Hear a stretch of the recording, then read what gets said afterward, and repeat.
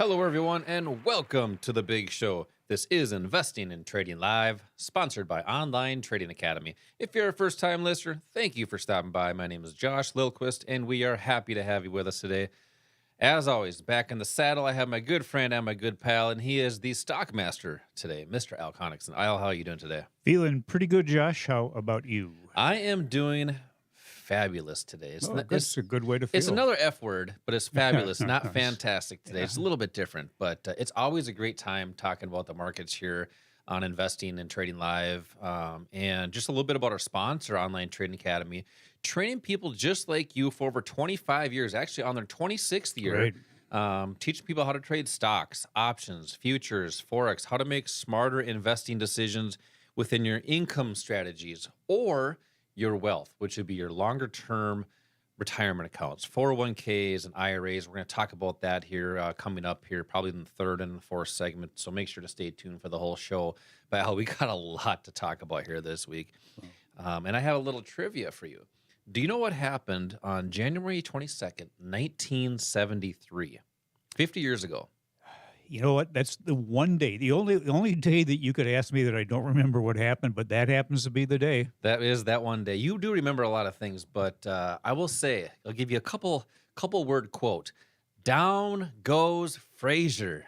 When Frazier went down, George Foreman knocked him out, and that is kind of what's happening right now. We have some banks going down. I do remember that. You do remember Yeah, that. right. That's kind of what's happening. Yep. You got Silicon Valley Bank going under this past week, and other banks as well. I believe it was Signature Bank. Signature. Well, a whole bunch of banks got kind of sucked up into this debacle. Yeah, we're seeing some major volatility because of that. Interest rates coming up here this coming week as well. Right. So some big volatility, which really creates a lot of opportunity here today. So Al, with some of these banks going down, I want to unpack that a little bit here today. Mm-hmm. What does that look like for us moving forward? Well, there'll always be opportunities, and every time something like this happens, like this, the Silicon Valley Bank, that was the one that really really started the snowball rolling. And it's a bank that a lot of venture capitalists basically made their startups put their money into. A lot of tech companies, and a lot of those tech companies were climate related. Yep, and hence it was in Silicon Valley. In Silicon Valley, right. And there was a problem. Part of the problem was the Fed kept raising interest rates, which meant that the long-term treasuries that these banks held were going down in value. So they had a huge amount of unrealized losses. And it wasn't just the Silicon Valley Bank. There were about 24 other banks that earlier this last week, were down as much as 60% or more. Well, you even look at some of the big banks. You got JP Morgan. They're down for the week. What is it? 15 or 11%. Yeah, just in the week. Yeah, that's even, a big even drop. Companies like Schwab, their investment, the investment company, they took a big hit. But really, it really kind of covered that whole financial sector, the banks, the institutions that are relied on to loan money to people. A lot of these startups and a lot of the venture capitalists are relying on these banks to provide enough growth for them to be able to utilize the money that they have invested there. But anyways, that was a big problem. Here's the greater problem, I think.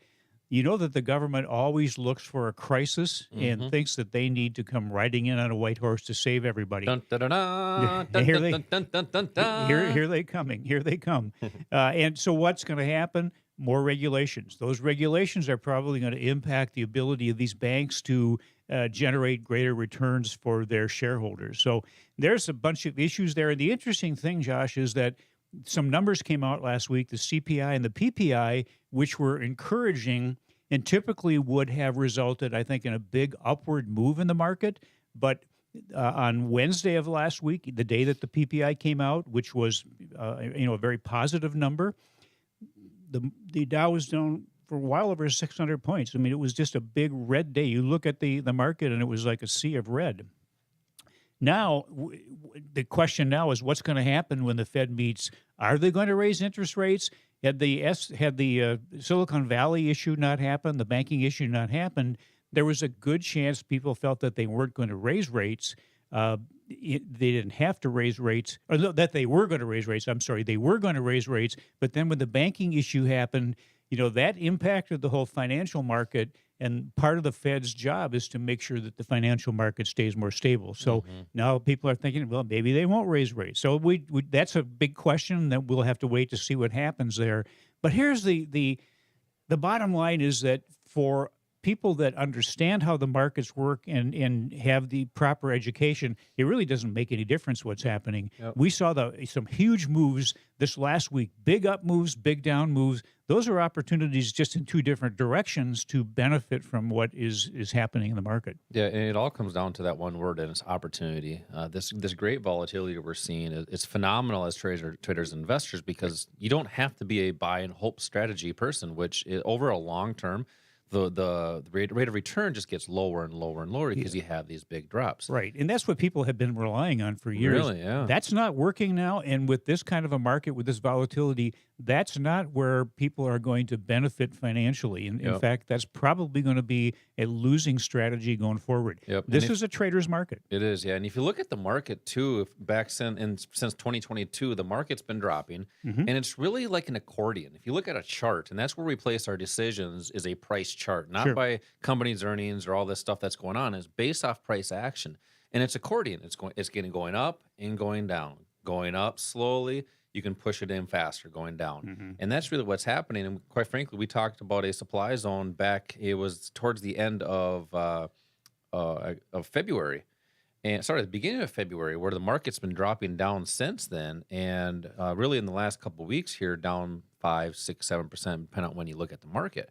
So these opportunities as it goes down are phenomenal, and we talk a lot about that in these investing classes that we do here locally, where we dissect, what's happening, what's some current market conditions, what's going on, what are some of the opportunities, and then really how us as average investors, the public, can trade with the big institutions. We talk a lot about the big institutions. They're the ones that move the market.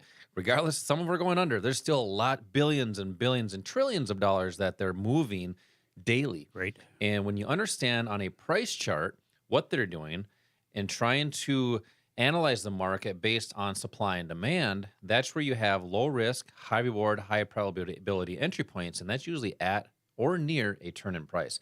And that's what we talk about in these investing classes. So I want to invite people to one of these classes to be introduced to these markets, how they work, and strategies for up and down markets.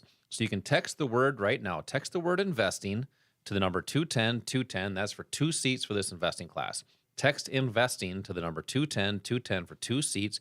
When you do that, you're also going to receive a quick start kit, which has some different topics, but also some OTA picks, which we're going to talk about here in the next segment. Opportunities and trading ideas for people that want to see how that supply and demand strategy actually looks like. Text the word investing to the number 210 210 right now for 2 seats. Al, coming up next, let's talk about some of those OTA picks, basically opportunities, potential opportunities that are showing its face in the market. This is Josh and Al. We'll be right back.